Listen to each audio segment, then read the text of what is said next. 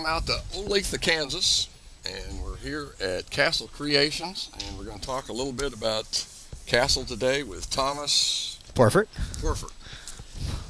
Thomas, Castle Creations has been around for a few years. How big a building do you guys have here, and how many employees? Well, I was going to say right now we're in about a 10,000 square foot building, and I was going to say we've been here for just over 2.5 years, I believe now is about what it is. We moved down from Wellsville and moved up here and moved to a bigger facility, and we're sitting on about 55 employees now. Continually add people. The majority of our staff is out on the production floor since we do make everything here. That's where the majority of our labor goes into. So, yeah, as you say, we just keep growing and getting a little bit bigger, and yeah, so we're, Growing all the time. Yep, definitely. I noticed also need some help, so a sign on the front door. Yeah, well, I was going to say that's mainly in production. I was going to say we've been expanding production recently, trying to keep up with demand because even in these times, demand for RC is still high. It's amazing. And, yeah, we're still bringing in a few production people to try to keep up here. Okay, let's talk a little bit about the technology that's involved in, and really, I guess I'm mainly interested in the brushless systems. Mm-hmm. Of course, one of my things goes back in the early days. I had heard that most of this came from the space program.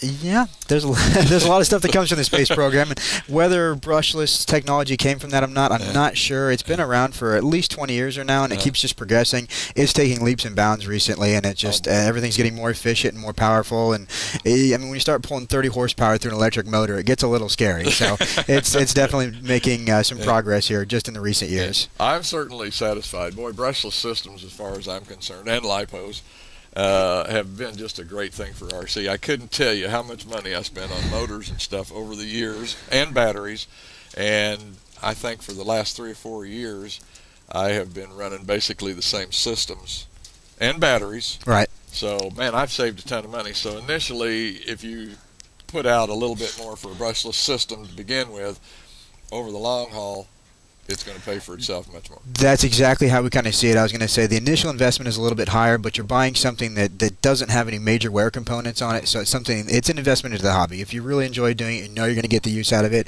it is worth it in the long run. And just the no hassle maintenance and just basically plug it in and go, some major advantages there, and just the low cost, because there really are none when it comes to running it, so has some major advantages. And since with the lithium technology progressing and the brushless technology progressing, it's surpassed brushed and even nitro these days. You get a lot more people wanting to convert their brushless their nitros into brushless and run some of these systems, and so yeah, we're seeing a lot more demand for that these days. I went to a race down in Tulsa when they were having the Chili Bowl down there last winter, and had the opportunity to run some of my brushless system against.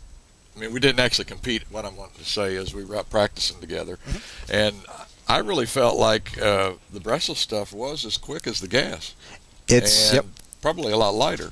It's gotten there. I was going to say, plus, I mean, with the gas, you get about 10-minute run time before you have to fill up the tank, so you have some distinct advantages. You can get 20, 30-minute run times on some of these electrics now, and we're finding some tracks are having to separate the classes or put some type of handicap on the brushless because of that, because they're so much more capable these days and have so much potential.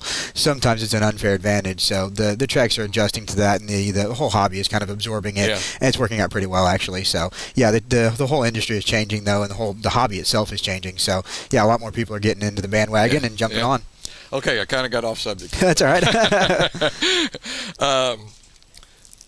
Did Castle first start out in helicopters and aircraft, and what brought them around to the 1/10 scale? Oh, just the 10-scale brushless systems in general? It was a natural progression. I mean, we started out as an aircraft company. We were making only aircraft controllers. Actually, our owner started basically from his basement and just started making controllers for friends and just expanded from there, and it's turned into a 50-plus employee company just in the last 10 years. And it was a natural progression to go into the cars. About 4 years ago, that's when the technology itself started to actually become viable for the cars themselves. And now we're making some of the most popular systems out there and some of the most reliable as well, so it's worked out pretty well. What are the advantages of a Castle product over some of the stuff that's out there right now? I've got, I think, 3 systems myself, and find that they're really reliable. Like you say, the power is just tremendous in anything that I've got. Yeah, and we like to think that it does have some advantages over other systems out there. I mean, brushless systems in general, the same technology is there. It's just we use sensorless over censored. There's different reasons for that. But I mean, just the quality of the components, and we make them all here in the U.S. I mean, everything is hand assembled right here, so there's no outsourcing involved there. That's one advantage. The caster link, the ability to program it and adjust the settings on it, it just makes the controller so versatile, and just people enjoy them overall. And then the level of service they get from us here in tech support, we pride ourselves on our customer service. So that's one thing we try to put above all others. So, is a Castle system really a one-size-fits-all? Could a person take a 5700 motor and a speed control and apply that in dirt oval, carpet oval, off-road?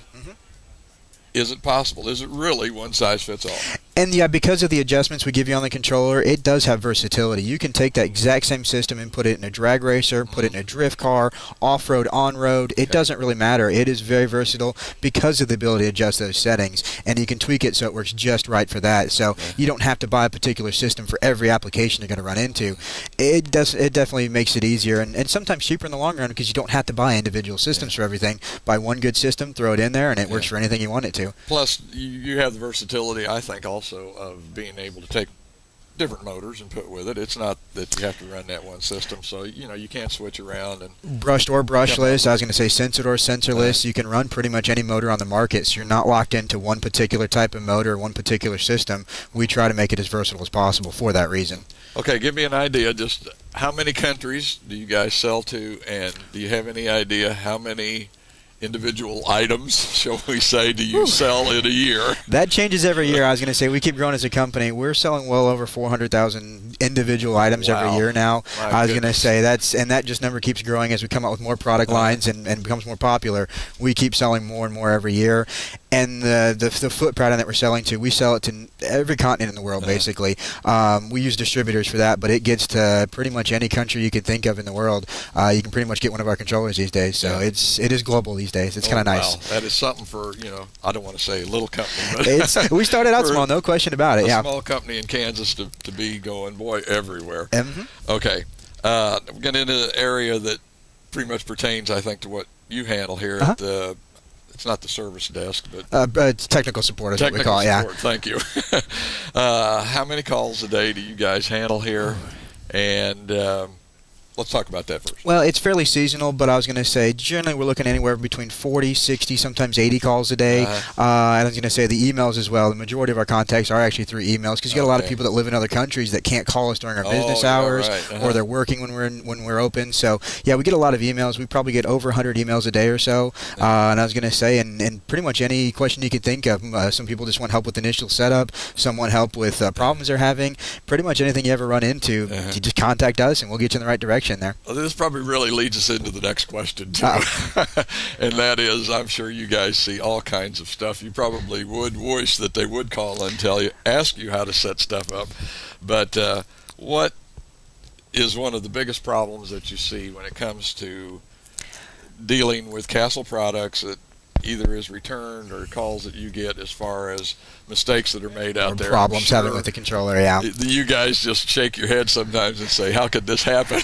You'd be surprised what some people do with these systems. I was going to say, yeah, I was going to say the biggest mistake is probably just not proper setup, just not getting the right components or the right configuration in there, where the system can actually damage itself, and that's the biggest disadvantage, or one of the crutches to brushless, is they have the ability to damage themselves if you're not careful. So with a proper setup, they'll never have a problem, but if you put the wrong battery in there, the wrong gearing, it can create some major problems, and that's probably the biggest mistake people make, is not double checking to make sure their setup is proper, or just asking if they're not sure. So it's just one of those things that it's better to ask than to make a mistake in a situation like that. But I was going to say, I had a system just here recently that I'm pretty sure I had overgeared, and the temperature was really getting high. I mean, you couldn't touch it, and I'm thinking, man, I hope I don't burn this rascal. We try to protect it as much as possible, but there's certain things we just can't protect, so you've got to really make sure you get that set up proper, or else you will have problems like that. Okay, folks, I'm afraid our time is just about up. We're going to have to wrap it up from here at Castle Creations today on RC Track Talk. Thanks for stopping by.